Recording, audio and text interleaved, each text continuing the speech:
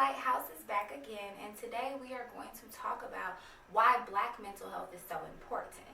So before I start, I kind of want to just go on the fact that I have not been consistent with this YouTube channel, which is really hurting my feelings because I feel like what I'm doing is very, very important, but I feel like it's something that I'm trying to work through myself, finding consistency in all aspects of my life. I feel like I've really done good with the health and with exercising and my spiritual aspect, but now it's time to put my bootstraps forward and really, really get consistent with this YouTube channel.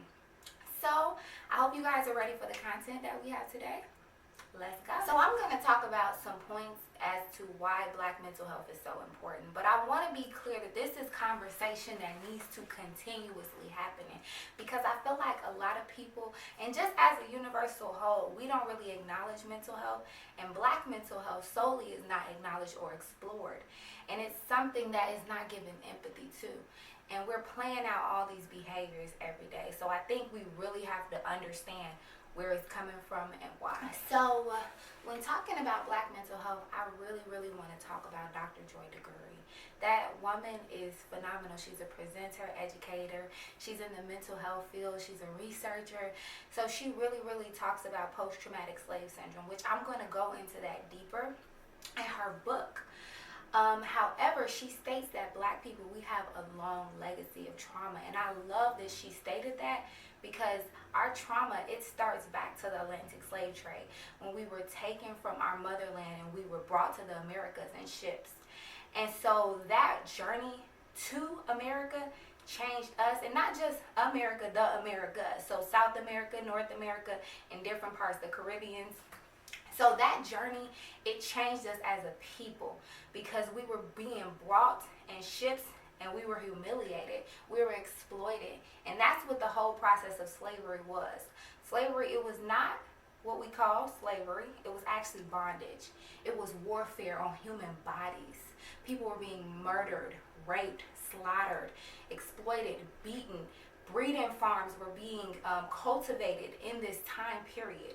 So I want us to be clear that this form of bondage that us, our ancestors, have experienced, it is really playing out in our behaviors of today. So we have to start with that aspect of trauma before we get to understand why Black mental health is so important.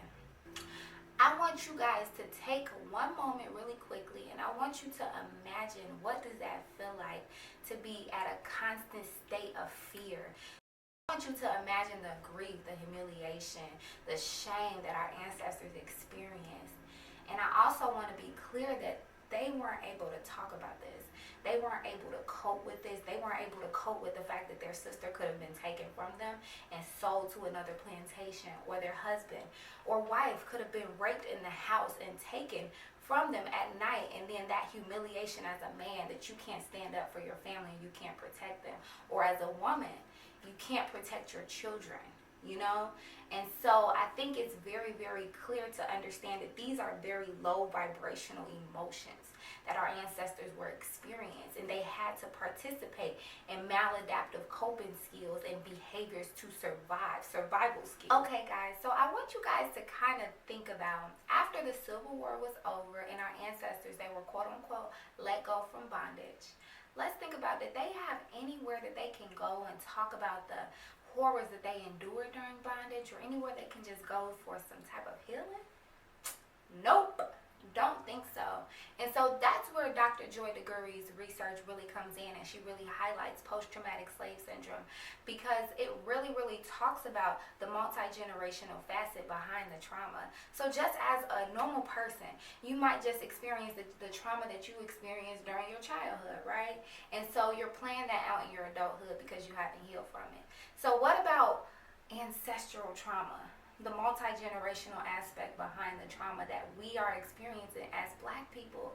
The horrors that our ancestors endured during slavery that they did not talk about is continuing to manifest itself. You can see with the concept of self-hate, with the concept of Black on Black crime, light skin versus dark skin, the overly sexualization of the Black woman, the Black children, and the Black man. And we're constantly killing ourselves, killing each other.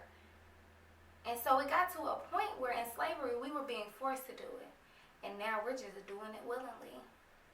And that's where the Willie Lynch letter comes in, but that will be another video for another day.